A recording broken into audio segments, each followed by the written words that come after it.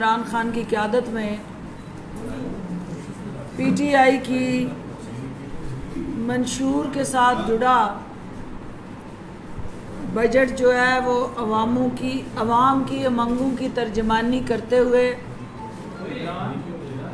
پیش کرنے جا رہی ہے۔ انشاءاللہ پی ٹی آئی کی قیادت کی جو ترجیحات ہیں، جو اس بجٹ کے اندر عوام دوست، پرو بزنس، کاشتکار، مزدور، محنت کش، تنخواہ دار طبقے، غرض کے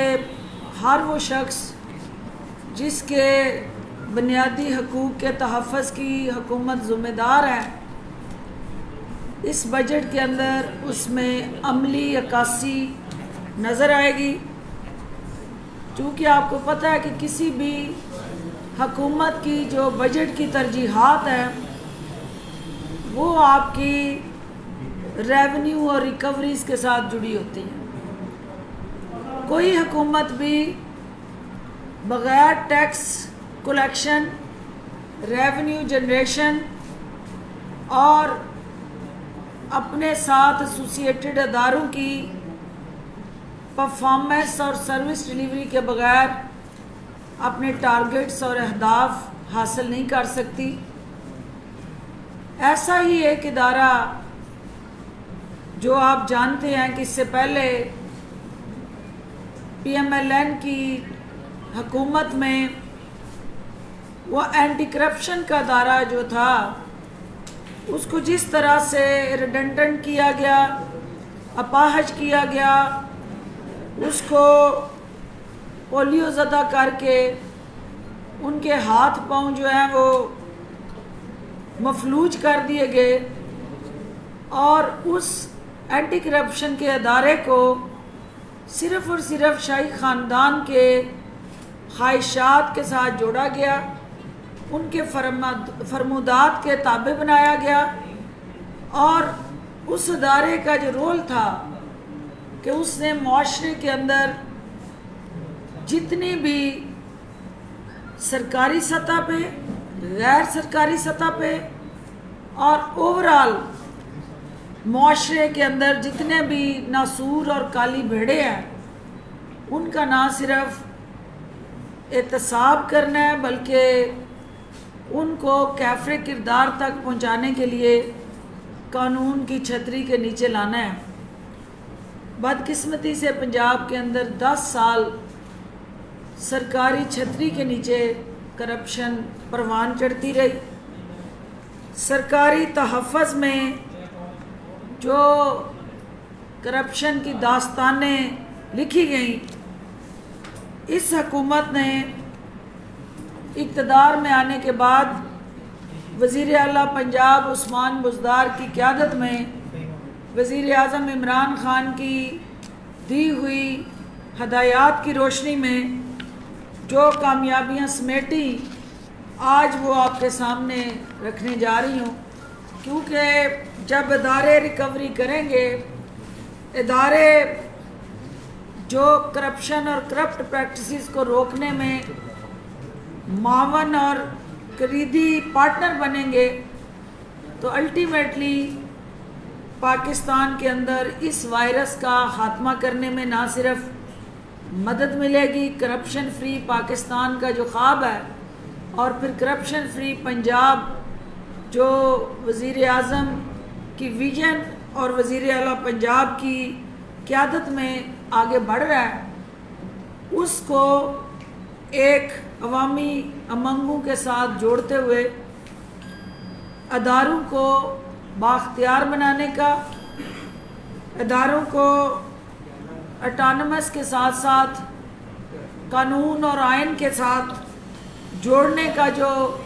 مرحلہ وار بیڑا اس حکومت نے اٹھایا ہے، اینٹی کرپشن کا محکمہ جو ہے وہ اسی سلسلے کی ایک کڑی ہے۔ جیسا کہ آپ جانتے ہیں کہ گزشتہ 3 سالوں میں حکومت نے اس ادارے کے ذریعے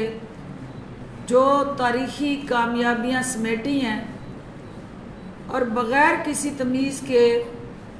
سیاسی مداخلت اور کسی طرح سے بھی انتقام کا نشانہ بنائے بغیر ان افراد کو اینٹی کرپشن کے قواعد و ضوابط کے تحت کیفر کردار تک لاتے ہوئے بے نقاب کیا ہے۔ مجھے آج یہ بتاتے ہوئے خوشی ہو رہی ہے کہ 2018 سے لے کے 2021 تک اینٹی کرپشن پنجاب نے مجموعی طور پر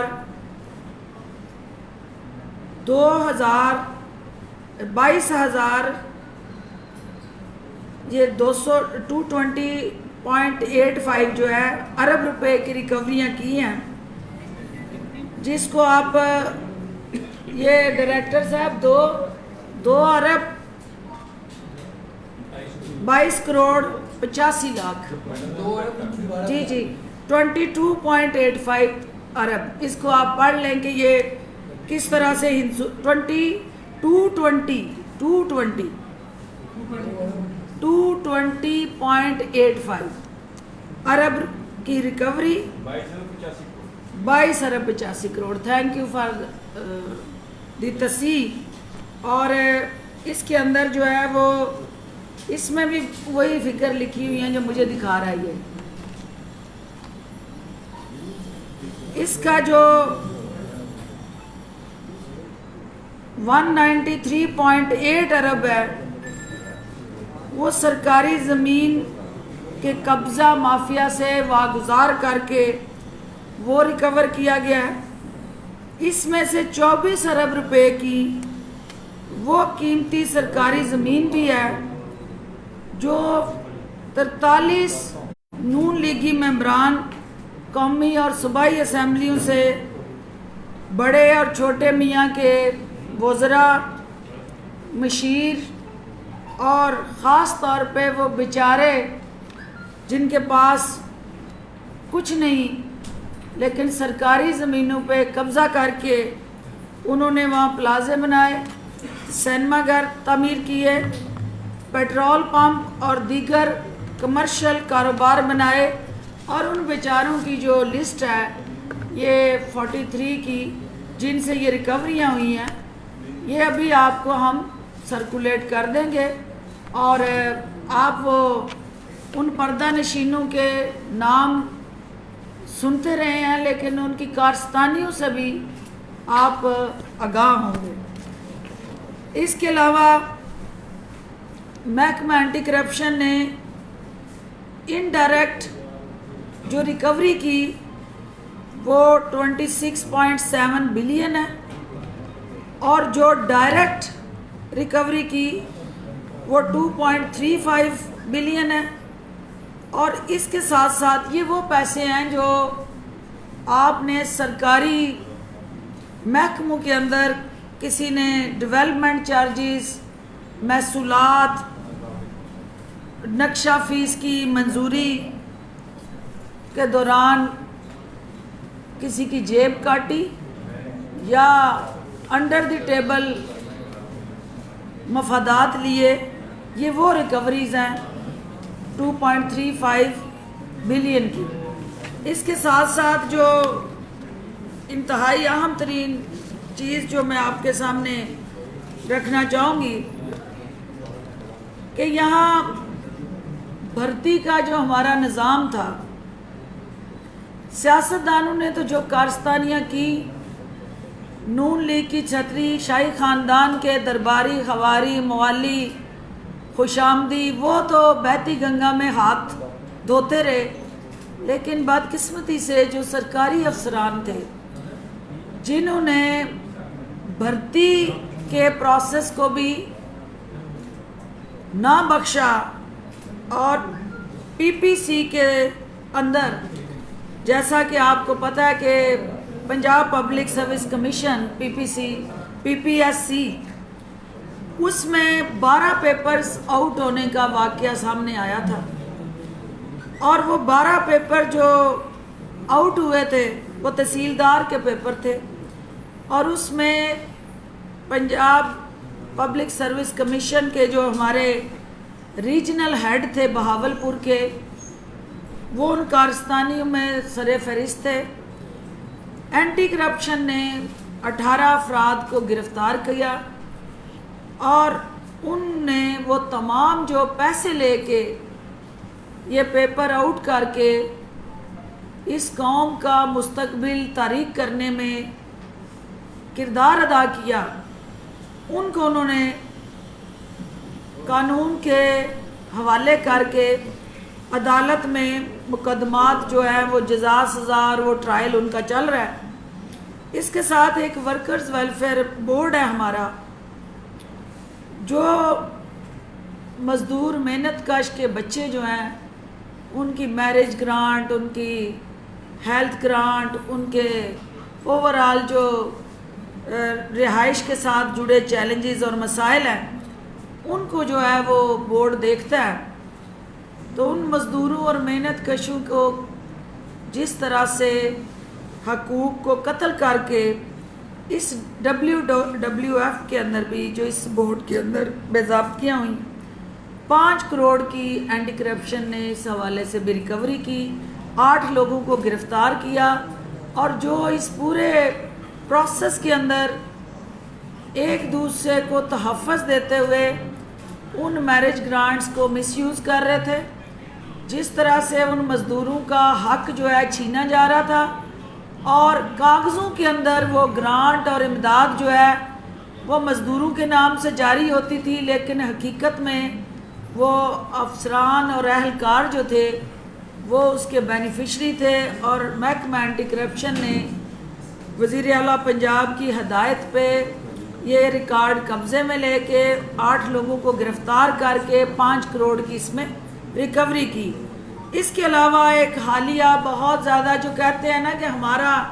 شاہی خاندان کا دور جو ہے وہ مثالی دور، اور آج آپ کو ہر جگہ کنیزیں، ان کے اسٹپنیاں اور اس کے ساتھ جڑے سارے درباری آبکا کرتے نظر آئیں گے ابھی بجٹ پیش ہوتے ہی، کہ وہ ہمارا دور تھا جو مثالی دور تھا، اور جس میں مثالی ترقی ہوئی، جس میں ہم نے ہر جگہ عوام کے لیے جدوجہد کی۔ تو اس جدوجہد کا کمال ایک سامنے لانے لگی ہوں میں کہ 12 یونیورسٹیز پنجاب کی، جس کے اندر انہوں نے 4600 بھرتیاں کی، اور وہ جو 4600 بھرتیاں ہیں وہ اللیگل اور irregularities کے ساتھ جڑی ہیں، جس پہ اینٹی کرپشن نے تحقیقات کی، اور اس محکمے کی کاوشوں سے 6.5 بلین جو ہے اس کی کرپشن سامنے آئی ہے۔ گورنر پنجاب چونکہ اس سنڈیکیٹ کو ہیڈ بھی کرتے ہیں اور چانسلر ہوتے ہوئے ان کے اختیار میں یہ سارے معاملات دیے گئے ہیں، اور ان 12 یونیورسٹیز کے ساتھ جڑی جو irregularities اور بھرتی کے عمل میں جو بے ضابطگیاں ہوئیں، خلاف یہ سابقہ ادوار کی بات کر رہی ہوں، یہ شاہی خاندان کے دور کی بات ہو رہی ہے، جو کہتے تھے کہ ہم نے بہت آئیڈیل پاکستان اس قوم کو دیا، یہ کرپشن میں لت پت پاکستان جو یہ دے کے گئے، یہ اس کی داستان غم ہے۔ اس کے علاوہ ایک انتہائی اہم ترین پیش رفت جو شاہی خاندان کے دور کی بدترین کرپشن کی داستان کو بیان کر رہی ہے، وہ آپ کا 2015 سے لے کے 2018 تک کا وہ پیریڈ ہے، جس میں ایکسائز ڈپارٹمنٹ آدھا ٹیم نے وزیر اعلیٰ کے نوٹس میں جب یہ سکینڈل اور سکیم لائے تو اس کی خفیہ تمام تحقیقات ہوئی، خفیہ اداروں کی معاونت اور سپورٹ کے ساتھ یہ سکینڈل پکڑا گیا، اور 300 ارب روپے کا جو قومی خزانے کو زہر کا ٹیکہ لگایا گیا تھا، وہ یہ پیسے جو ہیں انجیکٹ کر کے اس خزانے کو تقویت دینے کے لیے یہ ملٹی وائٹامنز اور طاقت کے نیورو بیان کا کردار ادا کرنے جا رہے ہیں، کیونکہ جہاں معیشت تباہ حال، آپ کے خزانے کے اندر قرضے لے کے آپ ان کے لیے ہوئے قرضوں کا سود ادا کر رہے ہوں، تو ایسی صورتحال میں جہاں پہ جس ادارے نے ریونیو لینا تھا اس کو اگر آپ شاہی خاندان کے تابع کر دیں تو پھر اس طرح کی کارستانیاں جو ہے سامنے آنا کوئی ابہام کی بات نہیں ہے۔ یہ کلیئرٹی سے انڈیکیٹ کرتا ہے یہ سارا ان کا عمل کہ انہوں نے کس طرح سے یہاں ون ونڈو آپریشن کے ذریعے، ون ونڈو صرف جو جاتی عمرہ کے ساتھ اٹیچ رہی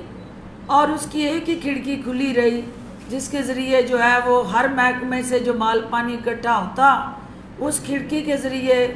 ٹھکانے لگانے کا ذریعہ بنتا۔ تو آج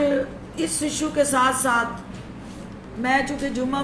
المبارک کا امپورٹنٹ دن ہے، بابرکت دن ہے، ویکسینیشن کا جو ہمارا پروسیس اس وقت سلو ہوا ہے، میں اپنے تمام میڈیا کے ساتھیوں سے گزارش کروں گی کہ وہ ویکسینیشن کروائیں۔ جو ہمارے سننے والے دیکھنے والے اس وقت علماء حضرات ہیں، ان سے ہم یہ اپیل کر رہے ہیں کہ وہ جمعے کے خطبات میں ہر جمعے کو وہ عوام کو ویکسینیشن کی طرف مائل کریں، اور اس کے ساتھ ساتھ حکومت پنجاب جو ہے وہ مزارین پہ ہر مزار کے باہر جو زائرین آ رہے ہیں وہاں ہم ویکسینیشن ڈیسک لگانے جا رہے ہیں، تاکہ ہر اس جگہ پہ جہاں عوام کی اکثریت ہے ان کو ہم ویکسینیشن پروسیس کے ذریعے پاکستان کو اور خصوصاً پنجاب کو کرونا فری بنانے کے لیے عملی اقدامات کریں۔ آخری بات جو میں کہنا چاہوں گی کہ جو ابھی میرے بھائی ارشد انصاری صاحب نے آپ سے کی، یہ آپ جانتے ہیں کہ اس حکومت نے صحافتی برادری کے لیے جو ان کی بنیادی حقوق کے تحفظ کا عزم لے کے نکلی ہے، اس میں صحافی کالونیوں کے اندر جو فیصلے تعطل کا شکار ہیں ان کے حوالے سے بھی فی الفور جو ہے ہمیں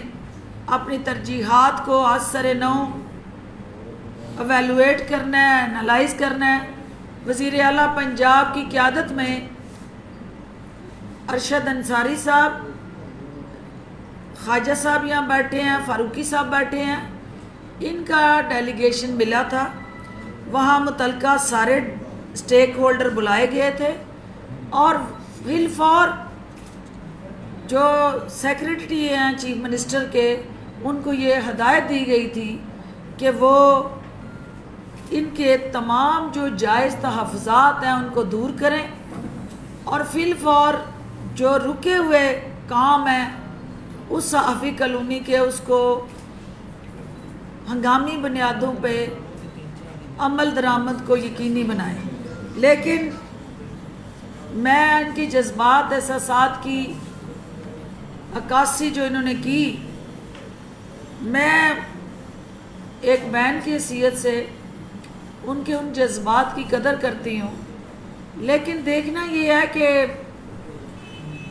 کچھ چیزیں جو ہے وہ جوش سے کرنے والی ہوتی ہیں، کچھ چیزیں ہوش سے کرنے والی ہوتی ہیں۔ جہاں جوش دکھانے کی ضرورت تھی آپ کی بہن نے وہ دکھایا ہے، اور آپ نے دیکھا کہ جوش والی جگہ پہ ہوش پھر پیچھے رہ جاتا ہے، تو جوش دکھانا جو ہے وہ مجبوری بن جاتی ہے، کیونکہ سب سے پہلے آپ کی جو عزت نفس ہے اس کا تحفظ یقینی ہوتا ہے۔ اور میں سمجھتی ہوں کہ جو اس وقت میرے بھائی نے یہاں کھڑے ہو کے جوش دکھایا اور پرجوش انداز سے تقریر کی ہے، تو یہ ووٹ لے کے آئے لوگ ہیں،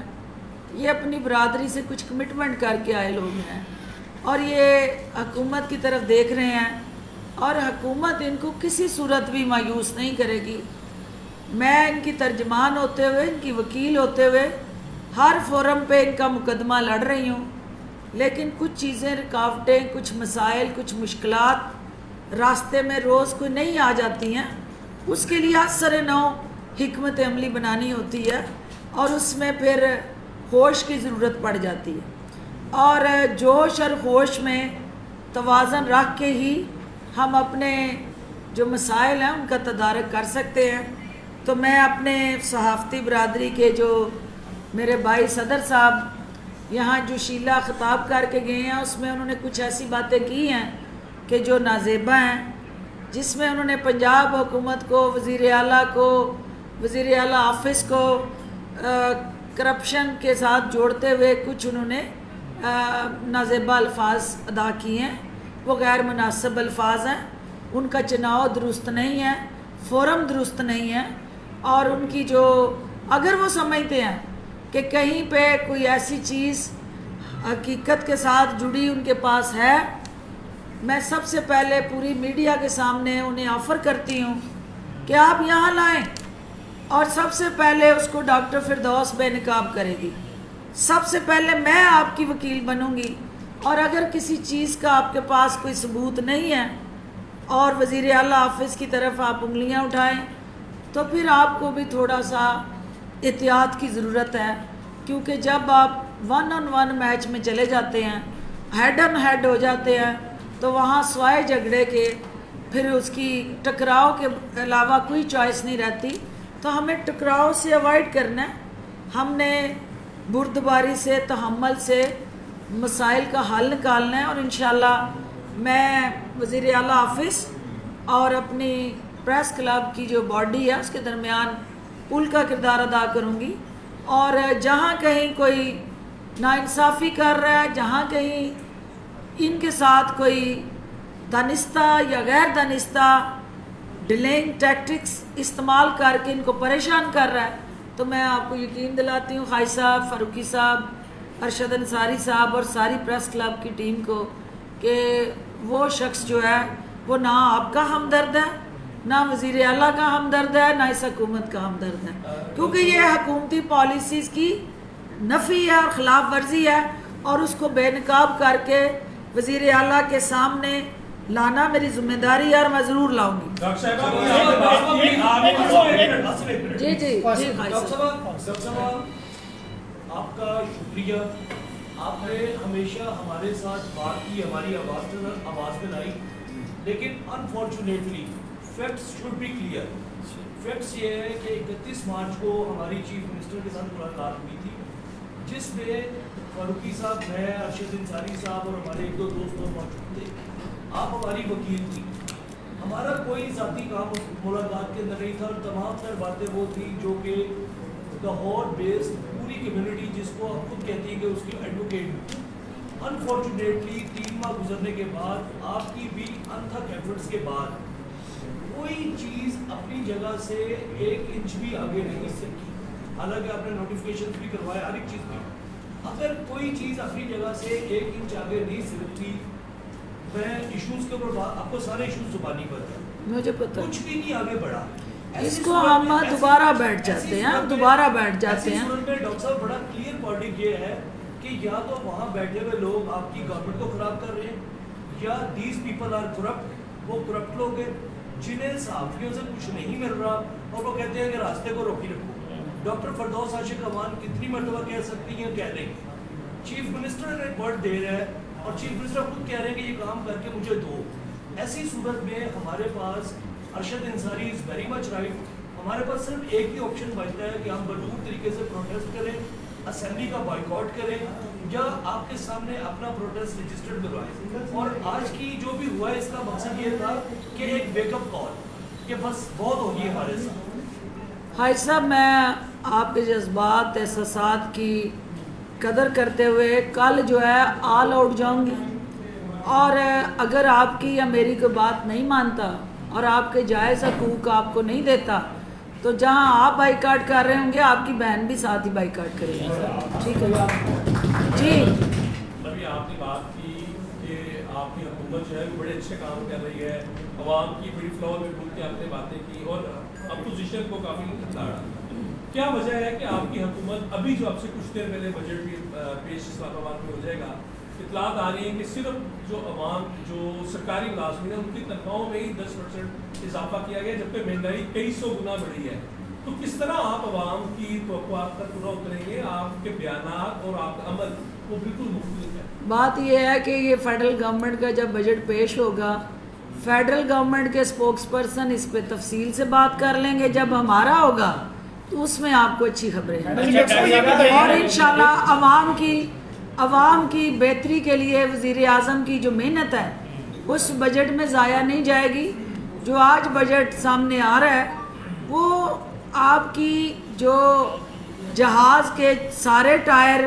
فلیٹ کر کے انجن سیز کر کے ٹیک آف اس معیشت کا روک کے چلے گئے تھے. آپ وہ جے بی مورگن کی رپورٹ پڑھ لیں، سارے معاشی اشاریے دیکھ لیں، گروتھ ریٹ کو دیکھ لیں، ریمیٹنسز کو دیکھ لیں، کرنٹ اکاؤنٹ جو ہمارا خسارہ تھا اس کو دیکھ لیں، ایکسپورٹ کو دیکھ لیں، تو سارے اشاریے مثبت ہیں. اور اس کا مطلب یہ ہوا کہ جہاز جو ہے اوور آل ہو گیا اور ٹیک آف کر کے عوام کی فلاح و بہبود کے لیے اپنی منزل کی طرف اڑنے والا ہے. میڈم ابھی آپ نے بتایا کہ 300 ارب روپے کا اسکینڈل پکڑا آپ نے ایکسائز کی. خرم گجر جو اس اسکینڈل کا مرکزی کردار تھا وہ باہر ہے، آپ کا ای ٹی او ایکسائز وہ باہر ہے. وہ تمام لوگ جو ہیں جو اس اسکینڈل کے مرکزی کردار تھے وہ تمام کے تمام باہر ہیں، انجوائے کر رہے ہیں اپنا سب کچھ، اور کوئی 1 روپے کی بھی ریکوری جو ہے ابھی تک نظر نہیں آ رہی. اچھا، اس میں 2 چیزیں امپورٹنٹ ہیں. پہلی بات تو یہ ہے کہ جو E T O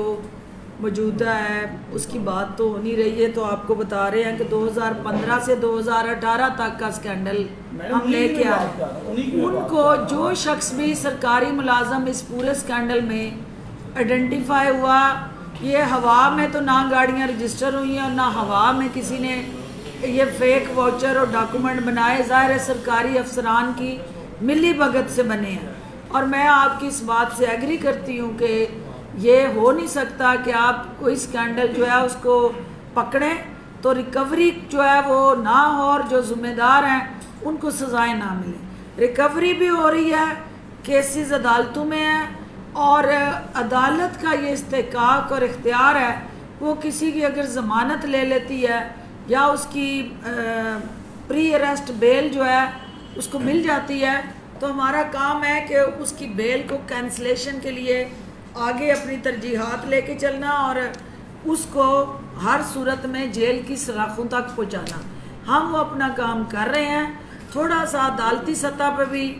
press conference کسی جگہ آپ کو موقع ملے تو آپ وہاں پہ بھی یہ بات اٹھایا کریں کہ ان ڈیو ایسے مافیاز اور ہمارے جو گینگز کسی بھی جگہ عوام کے حقوق کے قتل میں ملوث ہوتے ہیں ان کو اس طرح سے ضمانتیں نہیں ملنی چاہیے. انہیں جیل کی سلاخوں کے پیچھے جانا چاہیے تاکہ لوگ جو ہیں ان کی حوصلہ شکنی ہو،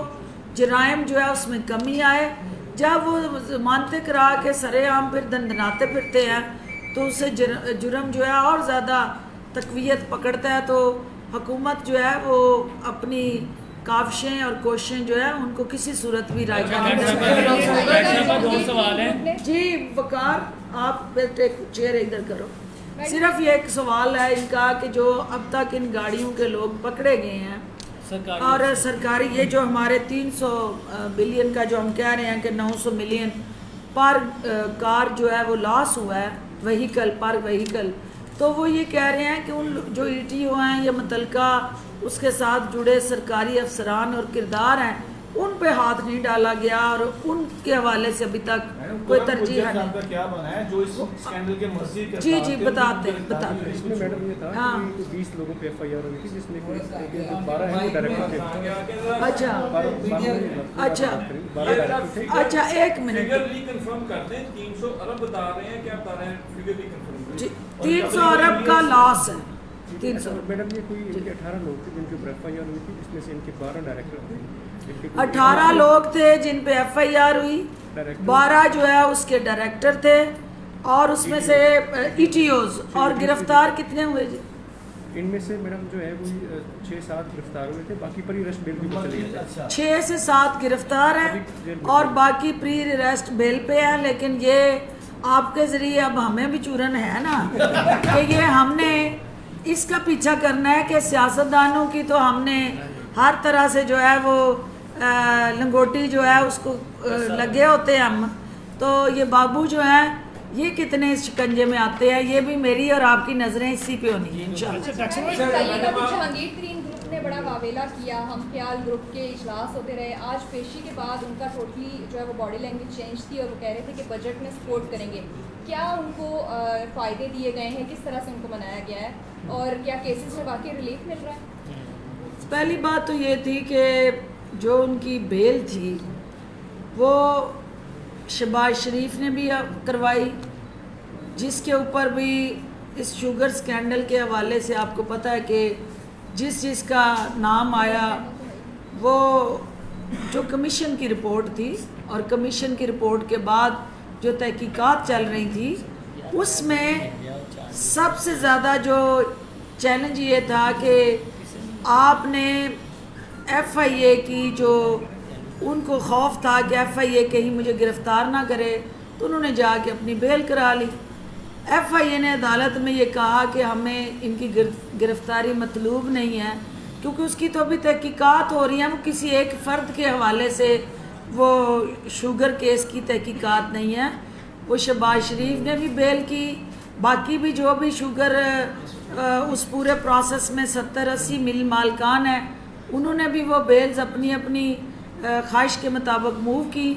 آج جب ایف آئی اے نے کہا کہ ہمیں ان کی گرفتاری مطلوب نہیں، تو انہوں نے بیل ودرا کر لی۔ اس میں ریلیف کا کوئی پہلو نہیں آتا، کیونکہ ریلیف اس وقت حکومت دیتی اگر کہیں پہ ان کے حوالے سے پروسیس انیشیٹ ہو کے ایف آئی آر رجسٹر ہو کے کیس رجسٹر ہو چکا ہوتا، اور ان تحقیقات کے حوالے سے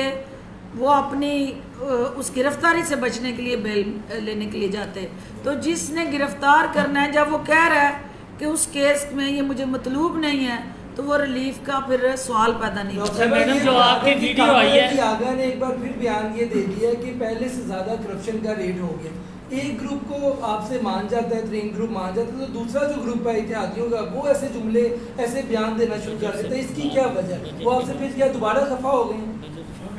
نہیں، ایسی بات نہیں ہے۔ دیکھیے آپ ان کے بیان کو وہ توڑ موڑ کے سن رہے ہیں، توڑ موڑ سے کہ آپ بیان کر رہے ہیں۔ عمران خان کا جو خوف ہے، انہوں نے اس کی بات کی کہ جو کرپٹ تھے، جو ناجائز کام کرتے تھے یا کرواتے تھے، قانون سے ہٹ کے جو انلیگل اور irregularities میں انوالو تھے، ان لوگوں نے عمران خان کے خوف کی وجہ سے وہ کام جو دھڑلے سے کر رہے تھے، وہ کام جو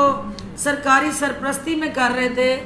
اور ان کو کوئی پوچھنے والا نہیں تھا، کوئی پکڑنے والا نہیں تھا، وہ چوری چھپے کہیں اب کسی چور دروازے سے کر رہے ہیں۔ تو میں ان کا یہ بیان خود سن چکی ہوں، جس کا مقصد یہ نہیں تھا کہ بھئی اس حکومت کے دور میں کرپشن بڑھی، اس خوف سے انہوں نے کہا کہ ان نالائق لوگ جو بینیفیشری ٹولہ تھا، انہوں نے اپنے کام کو بھی چھوڑا نہیں ہے، لیکن عمران خان کے خوف میں وہ مبتلا ضرور ہیں۔ لیکن ہم یہ سمجھتے ہیں کہ کاف لیگ ہو یا پی ٹی آئی ہو یا میڈیا ہو یا سول سوسائٹی، ہم سب نے اس ناسور کا مل کے مقابلہ کرنا ہے، اور کاف لیگ اس میں ہماری معاونت کرے، کیونکہ میٹھا میٹھا ہپ اور کڑوا کڑوا تھو جو ہے ہم نے مل کے کرنا ہے، اور انشاءاللہ ہمارے اتحادی ہوتے ہوئے انہوں نے ہمارے ساتھ کھڑے بھی ہیں، کھڑے رہنا ہے، اور ہم نے مل کے معاشرے کی اس سب سے بڑی مدر آف آل ایولز کا خاتمہ کرنا ہے۔ نہیں ہے کہ آپ کافلی کا کینڈیڈیٹ آپ لے رہے ہیں خوش شدت سبانی کے خلاف اور اس کے بھائی کے خلاف جو الیکشن ہوگا؟ سب سے پہلی بات تو یہ ہے کہ جو پی ٹی آئی میں آ جاتا ہے اس کو کاف لیگ نہیں کہا جاتا، اور جو پی ٹی آئی کے اندر شامل ہوتا ہے وہ پی ٹی آئی کا اثاثہ بنتا ہے، اور پی ٹی آئی اس کے پیچھے کھڑی ہوتی ہے، اور کاف لیگ ہماری اتحادی ہے، اور کاف لیگ اور حکومت جو ہے مل کے خوش اختر سبحانی ہوں یا مرحوم یا ان کے ساتھ جڑے جتنے بھی پچھلے ان کے کردار ہیں، ان کا مقابلہ انشاءاللہ ہم باہمی طاقت سے کریں گے، اور آپ ان کا تعارف پورا کرواتے کہ وہ اس وقت چیمبر آف کامرس سیالکوٹ کے پریزیڈنٹ ہیں اور وزیر اعظم عمران خان کی معاشی پالیسیز پہ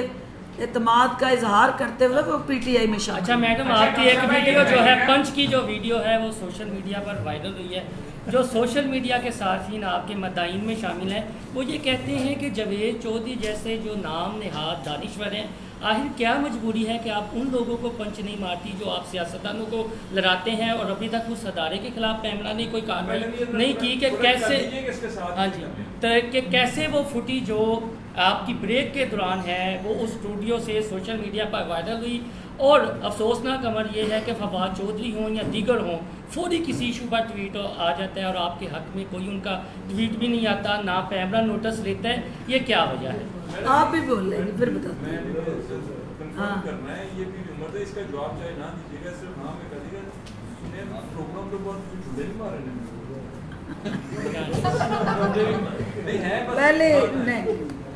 پہلی بات جو انہوں نے کہی، دیکھیں یہ ان ایتھیکل جرنلزم ہے کہ جو ٹاک شو کا دورانی ہے اس کو آپ آن ایئر کر رہے ہیں. جو ٹاک شو کے وقفے کے دوران کوئی گفتگو ہوتی ہے تو وہ اس پروگرام کا حصہ نہیں ہوتی. تو آپ نے اس کا آدھا سچ دکھایا، آپ نے ری ایکشن دکھایا، ایکشن نہیں دکھایا. ہر ایکشن کے بعد کوئی ری ایکشن ہوتا ہے، اور ایکشن جو تھا وہ جس طرح کی بد کلامی، بد زبانی، فوش گالیاں، ننگی گالیاں، اور ہر چیز آپ ایک دوسرے سے اختلاف کریں. آپ نقطہ نظر مختلف ہو سکتا ہے، آپ ایک دوسرے پہ الزام بھی لگاتے رہتے ہیں، لیکن جب آپ ذاتیات پہ جا کے مرحوم والدین کو ننگی گالیاں دیتے ہیں تو پھر وہ کتنا بھی اس کے اندر ظرف ہو اور جتنی بھی برداشت ہو، وہاں آ کے آپ اپنا حوصلہ ہار جاتے ہیں. اور سیاست جو ہے وہ ہم عزت کے لیے کر رہے ہیں، اور سیاست میں یہ کہیں نہیں لکھا کہ آپ عزت لینے کے لیے 2-2 ٹکے کے ان لوگوں کے ہاتھوں بے عزت ہوں. اور ایک خاتون ہوتے ہوئے یہ اس نے واک اوور لیا تھا، جو اس نے وقفے میں گفتگو کی، یہ واک اوور لیا کہ اب میں اس کو جو مرضی کہوں گا یہ چپ کر کے سنیں گی. تو میں نے اس کو یہ بتایا کہ خواتین جن کے اندر غیرت ہوتی ہے نا اور عزت اور بے عزتی کے فرق کو سمجھتی ہیں، وہ پھر ایسے اژدہاؤں کو پاؤں کے نیچے کچلنے کا حوصلہ بھی رکھتی ہیں، اور ان کے اندر اللہ نے یہ جرت بھی دی ہوتی ہے. اور اس کو ماں اور بہن کے تقدس کا یاد دلانا اشد ضروری تھا. اور میرے پاس جو ویڈیوز آئی ہیں، بعد میں مجھے یہ پتہ چلا کہ موصوف جو ہیں جب یہ ساری کارروائی چل رہی تھی تو انہوں نے وہاں سے باز نہیں آ رہے تھے، تو میں نے اپنے سٹاف کو کہا کہ ابھی اس کو روکنا ہے اور 15 پہ کال کر کے پولیس کو بلانا ہے، کیونکہ ایز اے ڈاکٹر میں انالائز کر چکی تھی کہ he was not in his senses, اور وہ اس وقت الکوہلک اس انٹاکسیکیشن کے اس زد میں ہے. اس نے مجھ سے نہیں بھاگا، میرے سے نہیں بھاگا، وہ اس لیے بھاگا کہ وہاں پولیس اس کے بلڈ میں اگر الکوہل کی ویلیو کو ڈٹرمن کر لے گی تو یہ بے نقاب ہو جائے گا. تو جو سچا ہے اس کو بھاگنے کی کیا ضرورت ہے؟ جس کا دل میں چور نہیں ہے اس کو کنڈیاں لگا کے باہر بھاگنے کی کیا ضرورت ہے؟ اور وہ بھی ایک عورت سے. یہ کیسا خسرا مرد ہوگا کہ جو ایک عورت سے ڈر کے بھاگ رہا ہے؟ تو یہ روایت نہیں ہے، یہ آپ کو زیب نہیں دیتا. جہاں آپ چھیڑے نا، اگر آپ نے چھیڑا ہے تو پھر آپ کو چھوڑنا نہیں ہے، کیونکہ جو کام آپ کہہ رہے ہیں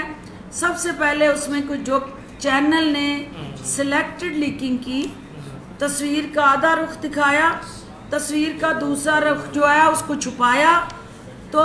اس کے بعد ہم نے جو پیمرا کو اپلیکیشن دی، چینل کو نوٹس دیا، اور چینل نے فورنزک آڈٹ جو ہے اپنا کیا ہے جاری. مجھے چینل کے مالکان سے یہ توقع ہے کہ وہ نہ صرف اپنے چینل کے اندر ان افراد کو جو مسلسل 10 سال شہباز شریف کی امیج بلڈنگ اور مارکیٹنگ کی جن کے پاس جو ہیں وہ رہے ہیں، رائٹس، ان افراد کو نہ صرف آپ پبلکلی سامنے لائیں گے کہ وہ کون لوگ تھے جو اس کی بکواس کو میوٹ کر رہے تھے اور جو میرا ریاکشن تھا اس کو چلا رہے تھے، اور انہوں نے پھر اس کو ان ایتھیکلی اس صحافتی جو اقدار تھی ان کی دھجیاں اڑائیں، اور یہ چینل کا ذمہ دارانہ کردار جو ہے وہ مالکان کی ذمہ داری میں شامل ہے۔ اور پیمرا، آپ نے کہا کہ نوٹس نہیں دیا، پیمرا ان کو نوٹس ایشو کر چکی ہے، اس کی کاپی بھی میں آپ کو دے دوں گی۔ جو باقی جو ہمارے پارٹی کی سطح پہ ایک ہماری اسٹریٹجی بنی، میرے تمام کولیگز کی مجھے کالز آئیں اور ہم نے یہ اسٹریٹجی بنائی کہ ہم نے اپنی وضاحت دے دی ہے۔ ہمارا چونکہ کل بجٹ تھا، اقتصادی سروے پیش ہو رہا تھا، اقتصادی سروے ہماری اچیومنٹ تھی، ہماری حکومت کا نئے وزیر خزانہ کی اس حکومت کے لیے ایک بہتری کی نوید تھی۔ ہم اس کو اس دھنگا مشتی کی نظر نہیں کرنا چاہتے تھے، اور ہم آئینی اور قانونی محاذ پہ اس واقعے کا جو ہے وہ ہر حال میں دفاع کریں گے، کیونکہ ہم یہ سمجھتے ہیں کہ یہ میرے ساتھ نہیں، ایسے کالی بیڑے، اور یہ پیپلز پارٹی کا وتیرہ بھی نہیں ہے۔ میں یہ بے نظیر بھٹو شہید کی جماعت میں رہی ہوں، مجھے پتہ ہے کہ وہاں اس طرح کے کسی عمل کو کوئی بھی انکریج نہیں کرتا۔ تو یہ جو شخص جو ہیں ان کا مائنڈ سیٹ اس وقت ڈس اورینٹیشن، مینٹلی ڈس اورینٹیشن ہونا، اور ایک ٹائم اینڈ سپیس سے باہر جا کے اس طرح کی گفتگو ان کی جو ہے وہ یقیناً P T I, Peoples Party, Noon League اور اس کے ساتھ جڑی جتنی بھی ہمارے سیاسی کلچر کے اندر جماعتیں ہیں، وہ کوئی بھی اس کی اجازت نہیں دے سکتا کہ آپ اپنا اختلافی نقطہ نظر جو ہے اس کو والدین کی ننگی گالیوں کے ساتھ جوڑ دیں اور خواتین کی تضحیق کریں، اور اس طرح کا جو ہے وہ آپ مظاہرہ کریں۔